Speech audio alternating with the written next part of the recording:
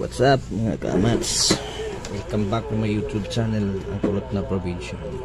Meron tayong project dito na isang CP1660.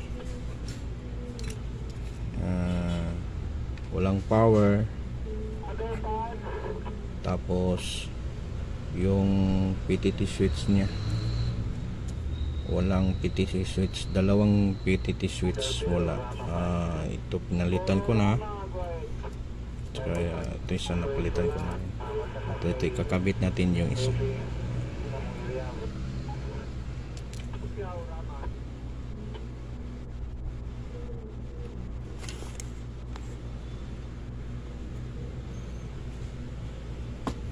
Let's go. Actually dalawa to. Ay isa pa. Di rin mag-power. Ito ang isa mo na ating titirahin.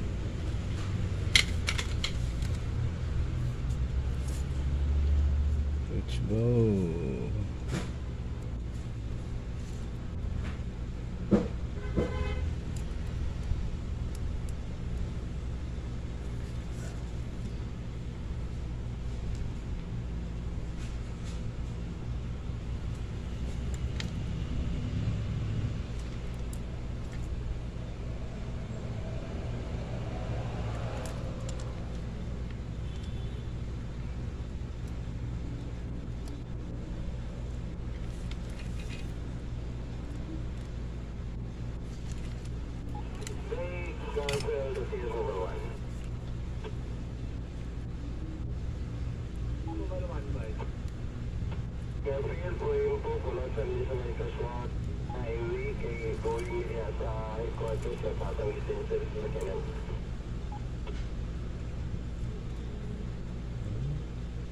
Kunting hinang lang.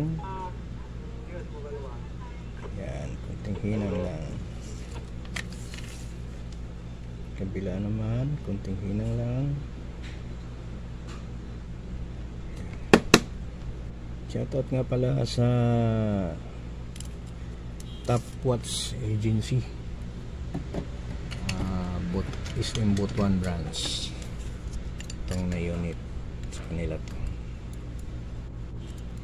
Tapos na yung tatlo na kabit na natin yung tatlong switch.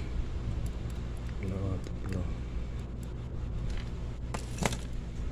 So, try natin ibalik sa case niya.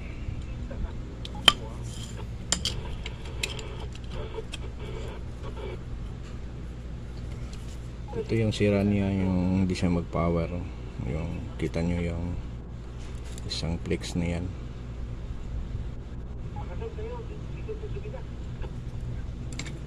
Yung isang flex na yan, ang liliit.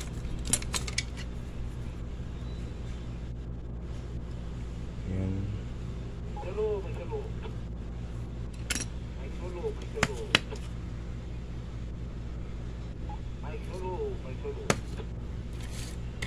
Screw muna natin yan.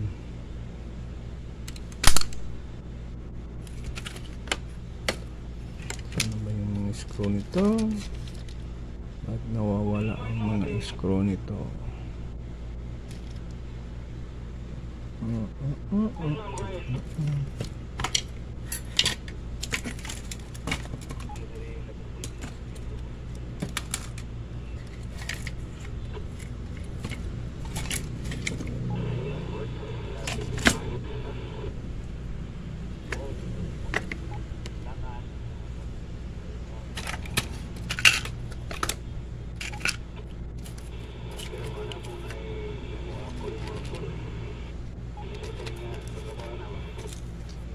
Ito pala yung sira isa.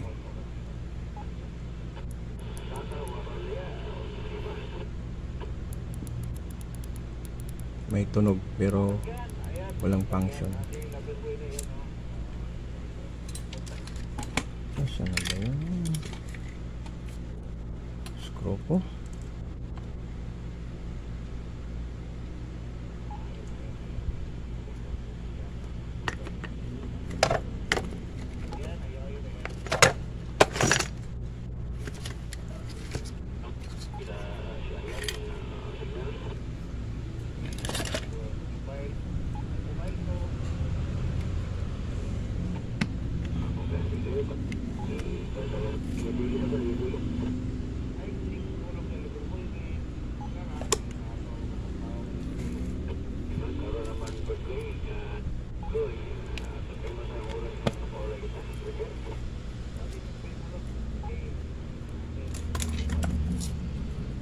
muna natin bago isarado.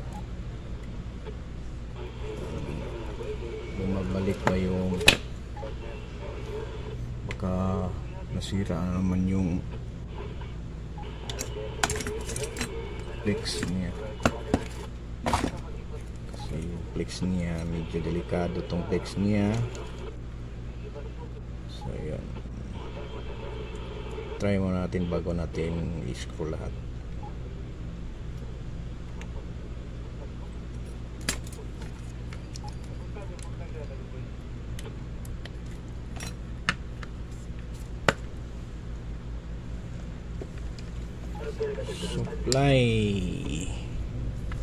Supplyan natin ito.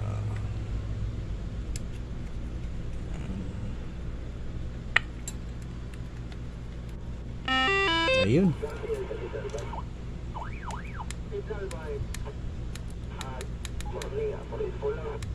gumagana siya, kaso hindi mag-function yung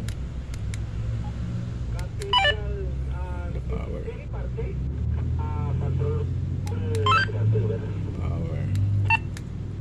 Ito. Okay, function siya. Medyo tigas lang. Transfer na siya.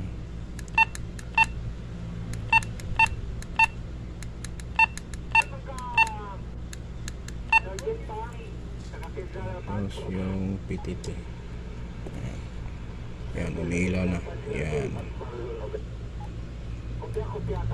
Squeeze. Assign squares. Ayan. Ayan. Guys, yung pangalawang switch ito, yung pangalawang switch dito. Ayan. Ito yung PTT. Ayan. Ito unassign. Okay.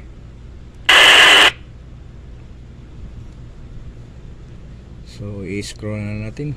Balik natin sa screw.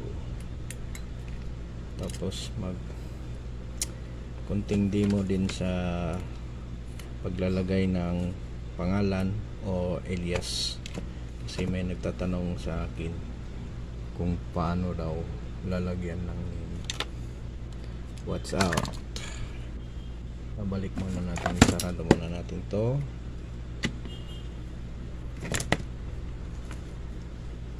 Bago tayo pupunta sa programming mode niya.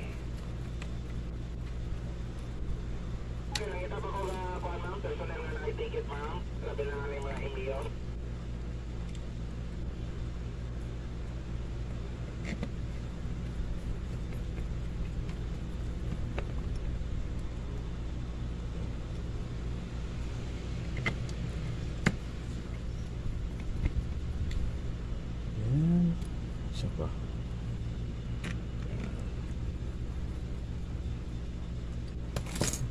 Last itong let's go dito.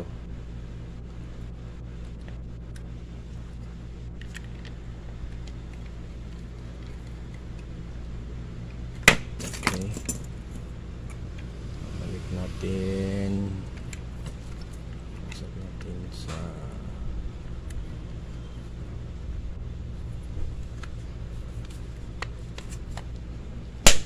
ayun. PTT niya simple na rin, hindi na original. Try muna natin bago mag-program.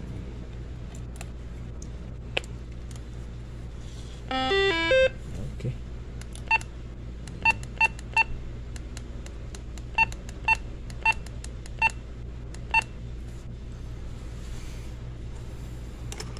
Lipat tayo dito. Okay.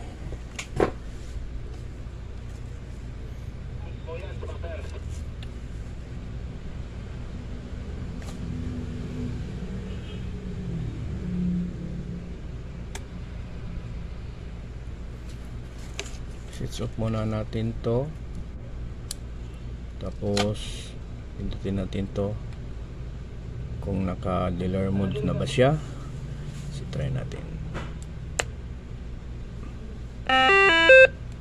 Pindutin mo to tapos power on. Yan ang lumalabas. Hanapin mo lang yung channel. Yan, channel. Tapos PTT. Yan.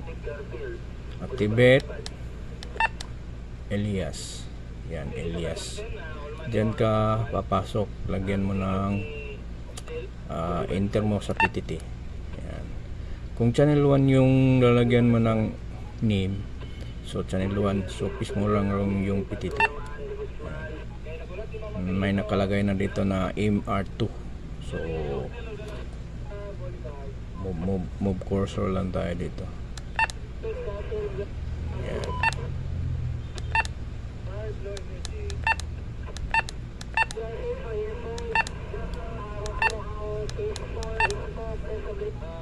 Hanggang matapos mga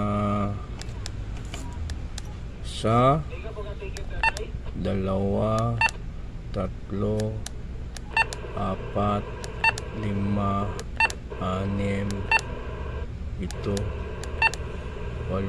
8 liters yung pwede mo ilagay dito. So katulad niyan na MR2, so pagpunta mo dyan M, type ka lang ng M, tapos move cursor R,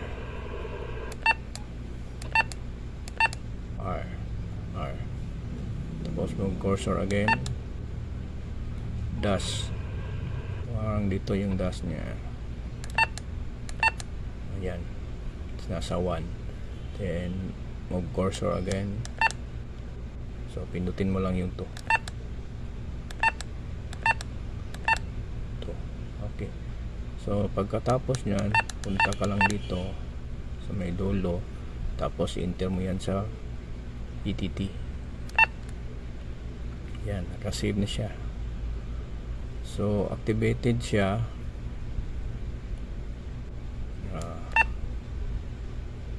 Basta yan.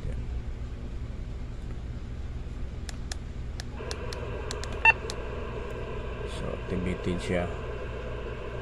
Activate channel 1, enable SIM. So patayin mo natin yung radio, tingnan natin kung pumasok ba yung alias sa channel 1. Channel 1, yan, nasa channel 1 na yan.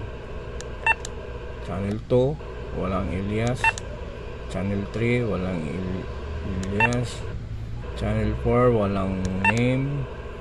Yan, 1, 2, 3, 4 lang kasi yung pumasok dito So pinasok na memory, frequency niya 4 lang. So ito yung number 1, saka number 2, number 3, number 4, number. So kung gusto nyo hindi nyo i-activate to, so doon rin tayo papasok. Power on, tapos pindutin mo ng pangalawang button, tapos power on.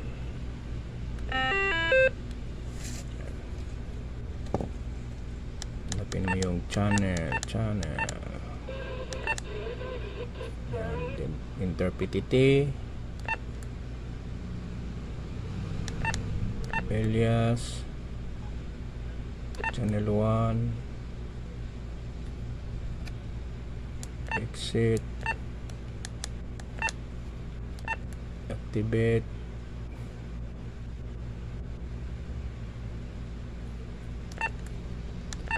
disable, so save lang. So balik natin kung magka channel 1 na ba siya. Channel 2 nawala yung channel 1. So balik ulit tayo, i-activate natin yung channel 1.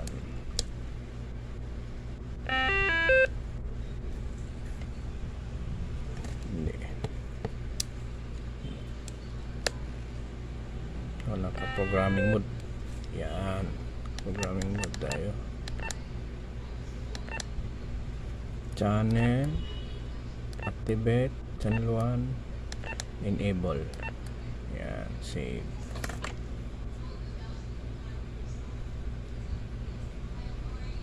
Exit. Elias, channel 1. Delete natin yan.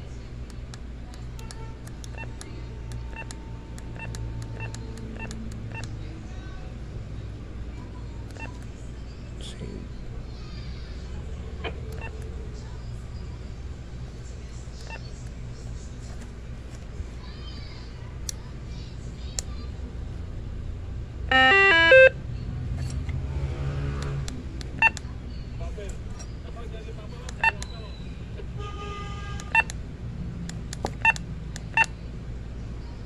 Blanco.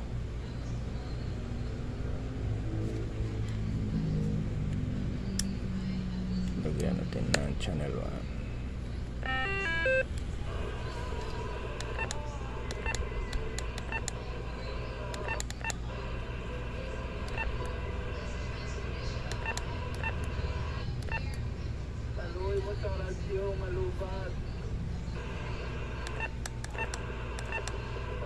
C H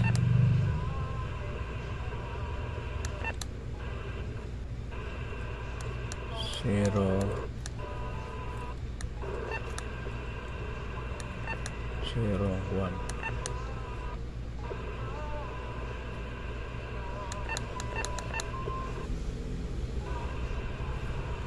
Enter.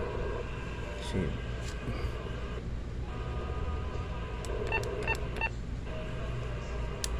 On channel 1, channel 2, channel 3, 4, 5. Okay, magpasok tayo ng frequency sa may channel 1 at saka channel 3. Channel 1 at saka channel 3. So balik tayo, off naman again. Balik tayo doon sa programming mode. Yan. Channel ulit. Channel ulit. Frequency channel 1. Channel 1 is palitan natin ng 15555. 15555 again. Enter. Save sa RX. Punta naman tayo sa TX. Channel 1. 15555. Enter. Save.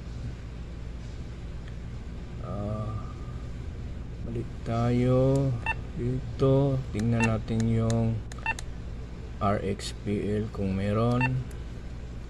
Channel 1, 00 natin to.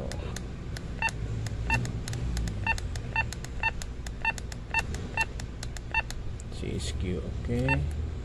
Save. Yung sa TX na naman, channel 1. Delete natin. Gawin natin CSQ, okay. Next naman is channel 3. Pwede tayong dumiretso sa channel 3. Enter.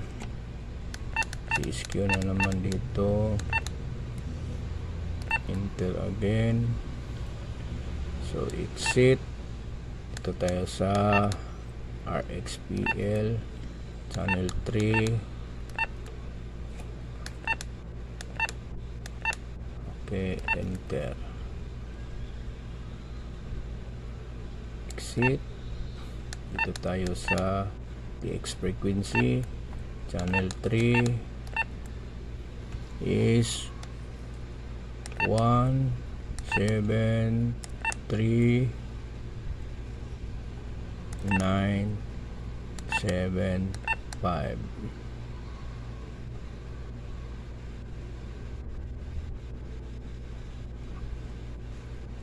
Enter. Save. Exit dito sa RX frequency, enter again, channel 3, type frequency 173.975, sagad, enter, save. So since ang ginagamit nila na frequency is 1 and 3 lang, so yung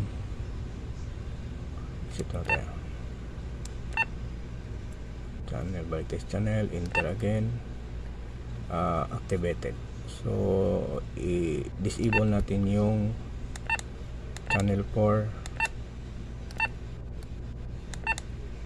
disable, at saka channel 2,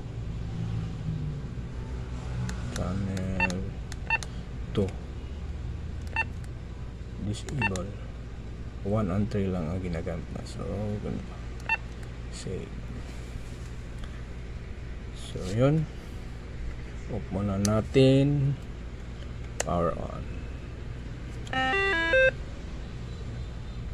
Isang 1 at saka isang 3, wala na, 1 and 3 na lang siya. Check muna natin yung audio.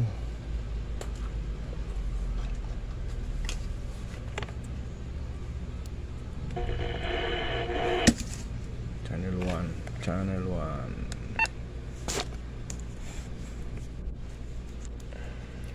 Check 1 2 3.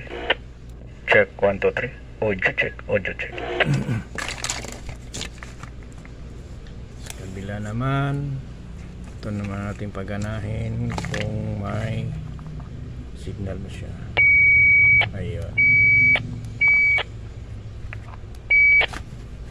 Okay.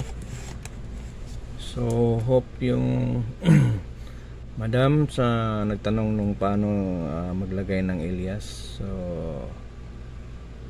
papanoorin nyo lang tong video na to para sa inyo to. That's all. God bless. Mabuhay ang magraradyo sa buong Pilipinas, sa buong mundo. 73 mabuhay ang kulot na probinsyano. Bye bye.